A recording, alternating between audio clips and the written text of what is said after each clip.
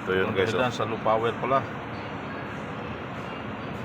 Meron tayong ito bagong customer gawin. Ang problema, low power ang programo sa pagniya sa driver. Ano yan ito na yung tanawon kung sa itong kimulsuhan daan kung sa'y anong low power ni siya. Nakita rin sa bulang kristal ihang sensor ang problema, nasa intake sensor ang problema. Pero ang problema nito, ang check engine mamamatay, hindi siya nakailaw ang check engine, namamatay siya pagpanda rin. Ito, tingnan mo, patay siya, wala siyang check engine, wala siya kahit ano. Pero pag i-scan natin sa bulang kristal, walang power kahit ano nang diin ko sa generator. Wala talaga, low power talaga. Kahit ano pang sa pilit mong sa accelerator. Pero dito sa bulang kristal, makita natin na may problema sa sensor, sa intake niya. Ang daming error na na makikita, pero isa lang talaga ang dahilan nito bakit ganito to ang mga error na makita natin. Pwede naman dito i-delete i-delete natin ito, i-delete rin natin ito mamaya mga rito sa data stream naman. Tiningnan ko sa data stream, okay naman lahat bukod sa sa intake sensor. Wala siyang problema sa iba diyan sa mga long crossing sensor. Sa talaga sa sa intake lang talaga.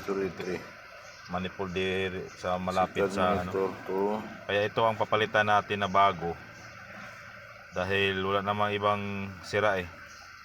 Pero makita natin sa na to, sa error, ang dami. Akala natin daming sira. May pa sinabi pa na blue plug, yung isang anong tawag nito, AC signal, okay naman yung mga sinasabi rito sa data stream, ang yung susundin natin sa data stream. Ito na ang final na na code niya. Ito na nag-read code siya. Basta pag mag-read na siya, ito na ang final code niya. Yan ang gagawin natin So ang gagawin natin, direct to the point na tayo. Kung ano ang sira, yung pinaka trouble, yun talaga ang papalitan na natin ng bago. Ito, nandito siya yan, banda ito, tanggalin natin. Yan. Ito lang namang sensor na nag low power siya, pero hindi siya nakailaw, magic eye.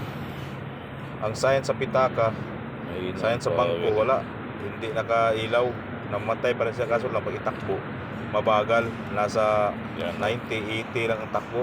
Ito yun guys, oh.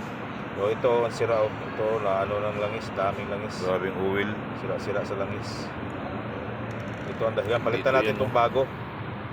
Palitan natin ito ng bago para malakas naman. Okay guys, road test na tayo. Hindi ko na pinakita paano pagpalit ng bago, dahil alam niyo naman to, basic lang to eh. Subukan natin i-road test kung tatakbo na bang matulin. Umabot ng 160.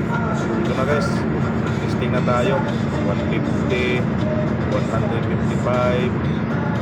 Medyo okay na ang takbo natin. Malakas na ito. Na papuntang 160 na per hour ang takbo natin guys. Okay na. Kaya okay na talaga itong sasakyan na to, Toyota Hilux to, 2015 model. Ayun, talagang talaga tama po ng matulin.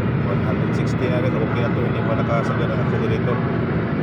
Okay na to guys, pinilinis na rin namin lahat. Okay, thank you, bye bye.